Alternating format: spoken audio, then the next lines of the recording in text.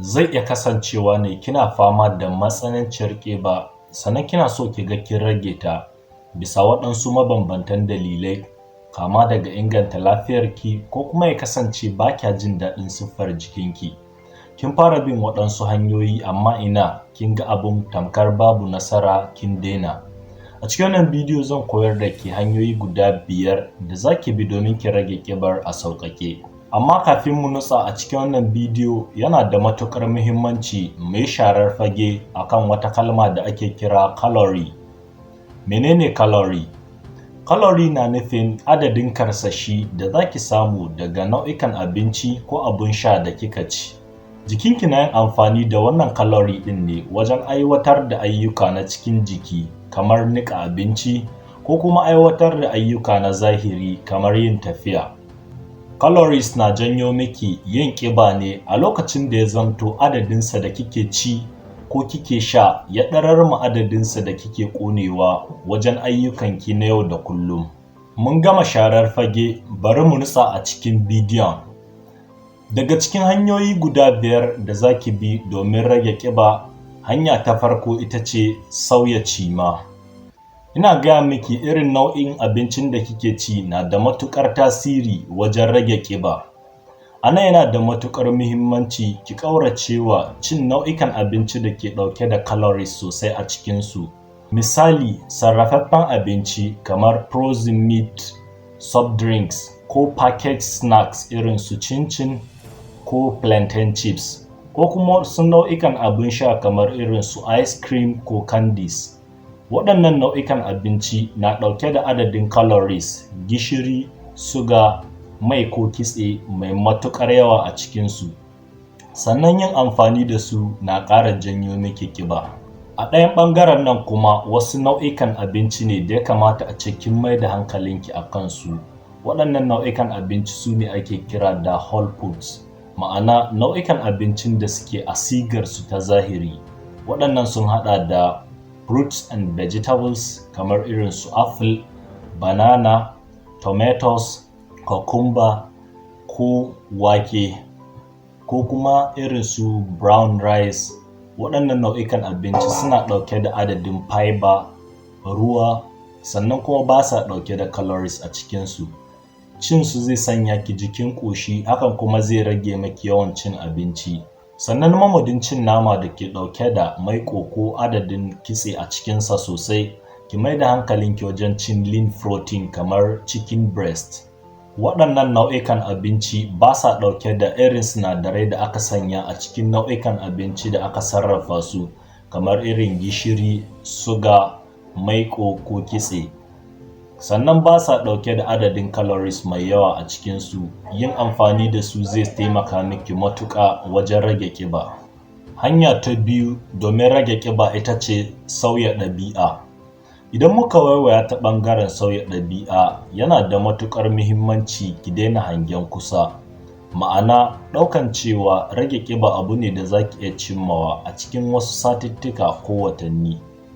Yin hakan kawai zan janyo miki damuwa ne, kasancewar baki da iko akan adadin ƙiba da za ki iya ragewa a cikin wasu ƙayyadaddun lokaci, amma kina da iko akan irin nau'ikan abincin da ya kamata a ce kin ci da waɗanda ya kamata a ce kin ƙaurace mawa.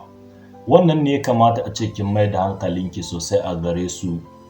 Ki yarda da ni za ki ga bambanci sosai. Bayan wannan yana da muhimmanci ki ƙauracewa iyakance adadin ƙiba da kike so ki rage a wani ƙayyadajjen lokaci. Misali, lokacin da kika ɗau aniyar rage ƙiba sai kika hau sikeli kika ga nauyinki yana a kilogram 100, sannan burinki shine aƙalla nauyinki ya dawo kilogram 70. Sanyawa a ranki kina so ki rage wannan kilogram 30 ɗin. Idan kika ɗau dukkan wasu matakai da ya kamata na aƙalla tsawon wata 2, sannan kika je ga sikeli kika ga duka a kaɗan ne kika rage, zai janyo miki damuwa. Mamadin mai da hankalinki ga adadi mai yawa, ki fara hangen kaɗan. Wannan zai taimaka miki matuƙa. Duk a ta ɓangaren sauya ɗabi'a yana da matuƙar muhimmanci ki ƙauracewa ƙure kanki. Akwai waɗansu mutanen da idan suka ƙudiri aniyar rage ƙiba suka fara bin dukkan wasu matakai da ya cancanta a ce sun bi, suka ɗau tsawon lokaci suna yi, sai suka ga sakamakon da suke samu ba shi ne burinsu ba, sai su fara cewa ko iya abubuwan da nake yi sun yi kaɗan ne, su ƙara ninkawa kamar ƙauracewa cin abinci, motsa jiki sosai. Mamadin hakan, kawai ki mai da hankalinki akan nau'ikan abincin da ya kamata a ce kin ci da kuma irin nau'ikan abincin da ya kamata a ce kin ƙaurace mawa. Da sannu-sannu ne za ki ga sakamakon hakan. Daga ƙarshe, yana da matuƙar muhimmanci ki daina ƙauracewa cin abincin safe. Akwai mutanen da idan suka ƙudiri aniyar rage ƙiba sai ya zamto har abincin karin safe suna ƙaurace mawa. Wannan babban kuskure ne, kasancewar akwai bincike da dama da ya tabbatar da ƙauracewa cin abincin safe na da alaƙa da yin matsananciyar ƙiba. Hanya ta uku domin rage ƙiba ita ce motsa jiki. A duk lokacin da aka ambaci hanyoyin da za a bi domin a rage ƙiba, dole ne a sanya motsa jiki. Motsa jiki na taimakawa jikinki wajen ƙona calories da kika ci ko kika sha daga nau'ikan abinci. Na yi cikakken bidiyo game da muhimmancin motsa jiki ga lafiyar ɗan adam. Zan ajiye link ɗin a nan description sai ki bincika. Idan ya kasance kina aiwatar da ayyukanki na yau da kullum ne a zaune, ina mai shawartar ki da ki maye gurbin hakan da tsayuwa, ko kuma bayan duk kowace awa ɗaya ki miƙe ki ɗan zazzagaya. Bincike ya tabbatar da hakan na da matuƙar tasiri wajen ƙona calories da kuma rage ƙiba. Hanya ta huɗu domin rage ƙiba ita ce samun wadataccen bacci. Samun wadataccen bacci ɗaya ne daga cikin ababe masu matuƙar muhimmanci da za su taimaka maki matuƙa wajen rage ƙiba. Bincike ya tabbatar da cewa rashin samun wadataccen bacci na da alaƙa da yin ƙiba sosai. Bugu da ƙari, rashin wadataccen bacci na kawo tasgaro ga hormones da ke kula da ƙoshi da buƙatuwar cin abinci a jikinki. Dalilin hakan ne ma idan baki samu wadataccen bacci ba kike yawan jin yunwa a wannan rana. Sannan bugu da ƙari, rashin wadataccen bacci na ƙara adadin cortisol a jikinki, hakan kuma na zamowa abu mai matuƙar wahala ki iya rabuwa da ƙiba. Hanya ta biyar domin rage ƙiba ita ce yawaita shan ruwa.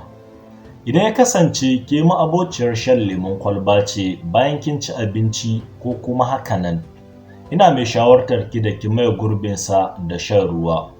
Bincike ya tabbatar da cewa shan ruwa na da matuƙar muhimmanci wajen taimakawa jiki ƙona kitse. Hakan kuma na taimakawa wajen rage ƙiba. Dalilin hakan, akwai buƙatar aƙalla ki sha lita 2 a kowace rana.